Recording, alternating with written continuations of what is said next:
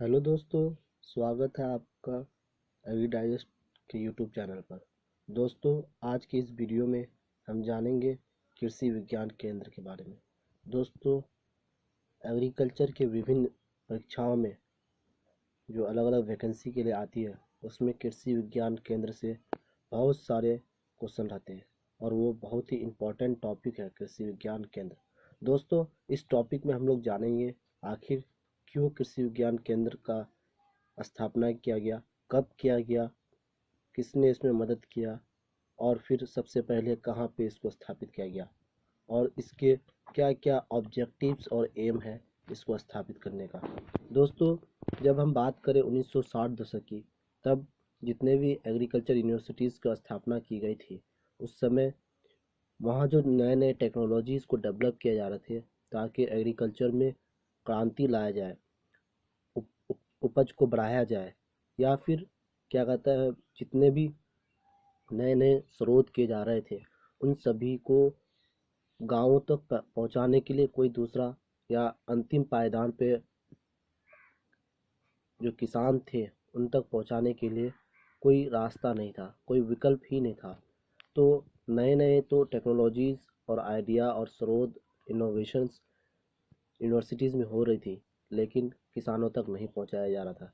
तभी 1962 और 1972 के बीच में एक लंबा सा विचार विमर्श हुआ एजुकेशन डिपार्टमेंट, प्लानिंग कमीशन और आईसीआर के बीच में। आईसीआर क्या है दोस्तों? Indian council of agriculture research. इन तीनों के बीच में एक लंबा डिस्कशन होने के बाद 1973 में अगस्त के महीने पे कमेटी एक कमेटी बनाई गई, जिसका चेयरमैन डॉक्टर मोहन सिंह मेहता था, जिन्हें जिन्हें ये जिम्मेदारी दी गई केवीके के स्कीम को फॉर्मुलेट करने के लिए। तो दोस्तों, फिर 1974 में पहला केवीके को स्टार्ट किया गया पौंडीचेरी में, और ये थे एडमिनिस्ट्रेटिव कंट्रोल टीएनयू, जो तमिलनाडु एग्रीकल्चर यूनिवर्सिटी है, उसके देखरेख में 1974 में पहला केवी को पौंडीचेरी में स्थापित किया गया। केवीके जब बनाया गया था शुरुआती दौर में आईसीआर और स्टेट गवर्नमेंट 50-50 रेशियो में इसको फाइनेंशियली स्पॉन्सर कर रहे थे, लेकिन अभी प्रेजेंट में आईसीआर पूरा 100% इसको फाइनेंशियल असिस्टेंस देते हैं। केवीके का जो हेड होता है, जिसके अंडर ये काम करते हैं, वो DDG of agriculture extension ICR होते हैं। डीडीजी का मतलब हुआ दोस्तों डिप्टी डायरेक्टर जनरल। अभी हमारे देश में टोटल नंबर ऑफ केवीके जो है जनवरी 2020 तक वो 722 केवीकेज है पूरे इंडिया पे। दोस्तों, ये अलग अलग जगह अलग अलग आपको नंबर्स मिलेंगे, लेकिन आपको किसी भी कंपटीशन में जो नंबर बताना है वो आईसीआर के डाटा के हिसाब से आईसीआर के वेबसाइट पे अभी 722 केवीके को दिखाया गया है। दोस्तों, जितने भी केवीकेज हैं वो सभी किसी ना किसी अटारी जोन के अंदर आते हैं।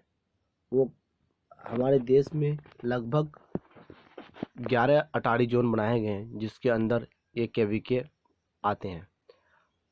जो सबसे बड़ा अटारी जोन है दोस्तों, वो अटारी जोन 3 है, जो इसका कानपुर के अंदर आता है, जिसमें सबसे ज़्यादा केवीकेज है, उसमें 86 केवीके है।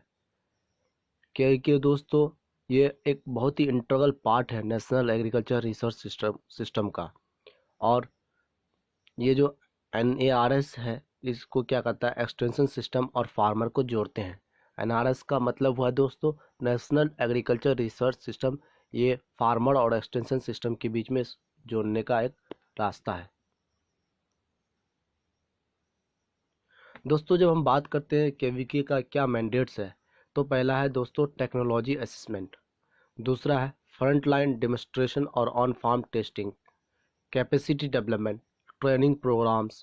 आज देखेंगे दोस्तों, जो केवीकेज में अलग अलग नए नए क्या कहता है रिसर्च किए जाते हैं, या जो यूनिवर्सिटीज़ में रिसर्च डेवलप हुए हैं उनको केवीके में ला करके उसको फिर से एक फार्मर के डेमोन्स्ट्रेशन के लिए लगाया जाता है। और जब ये अच्छी तरह से सक्सेस हो जाता है उसके एरिया में, उस केवीके में, तो ये फार्मर्स को अपने फील्ड में जा करके इनको ट्रेनिंग दे करके इन्हें इस टेक्नोलॉजी को अप्लाई करवाया जाता है।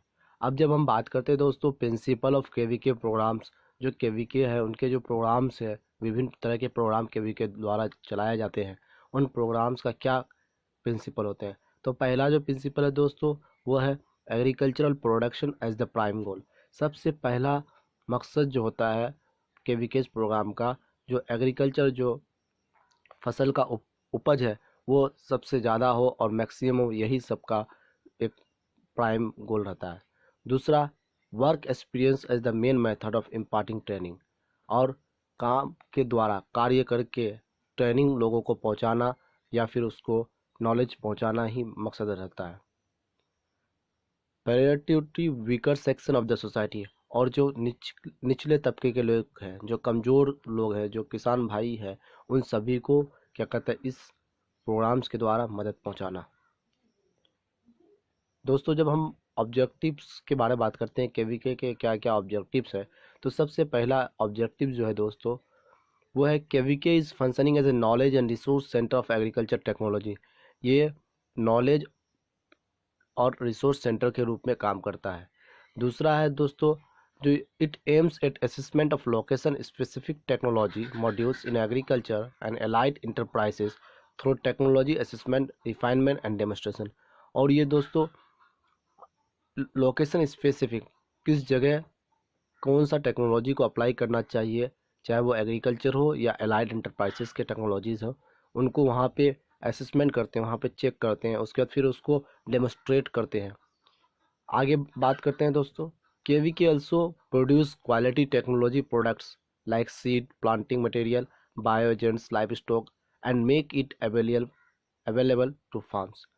केवीके क्वालिटी टेक्नोलॉजीज़ को प्रोड्यूस करते हैं, जैसे नए नए वैरायटीज़ का आविष्कार करना, बायो एजेंट्स का आविष्कार करना, लाइव स्टॉक में कुछ बदलाव लाना और उसको फार्मर को फिर प्रदान कराते हैं।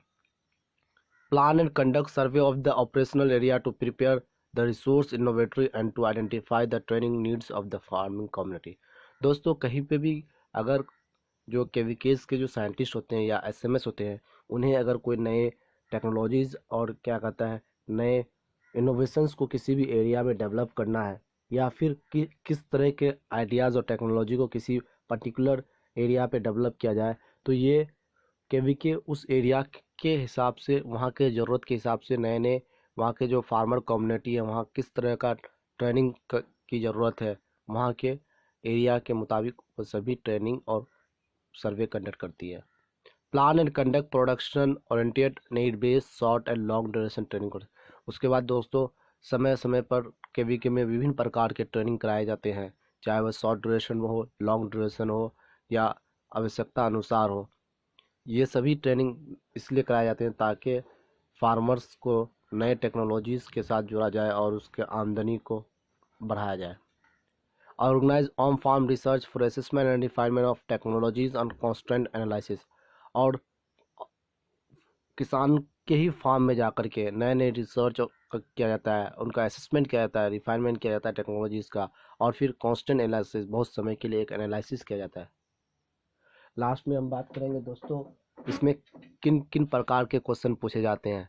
तो सबसे पहले जो एक बहुत ही हर परीक्षा में क्वेश्चन पूछा जाता है वो क्वेश्चन होता है where was the first KVK established. इसका आंसर होगा दोस्तों पौंडीचेरी। दूसरा, वेयर वाज द नेशनल कृषि विज्ञान केंद्र कॉन्फ्रेंस हेल्ड। तो हाल ही में जो दोस्तों 11वां नेशनल कृषि विज्ञान केंद्र हुआ था वह न्यू दिल्ली में हुआ था। तीसरा क्वेश्चन जो अक्सर पूछे जाते हैं, what is the total number of केवीकेज। तो इसका आंसर होगा 722 आईसीआर की वेबसाइट के मुताबिक। अगला जो क्वेश्चन है, in which year the first KVK was establish. कौन से ईयर में पहला केवीके को स्थापित किया गया था। 1974 इसका आंसर होगा। विच committee recommended the establishment of KVK. कौन सा वो कमेटी था जिसने रिकमेंड किया था जो केवीके का इस्टेब्लिश किया जाना चाहिए, तो वो मोहन सिंह मेहता कमेटी था। The first KVK Pondicherry was under the administrative control of which university. सवाल पूछ रहा है जो कौन से यूनिवर्सिटी के एडमिनिस्ट्रेटिव कंट्रोल पर पहला केवीके पौंडीचेरी था, तो वो TNAU था। What is the total number of ATARI zone.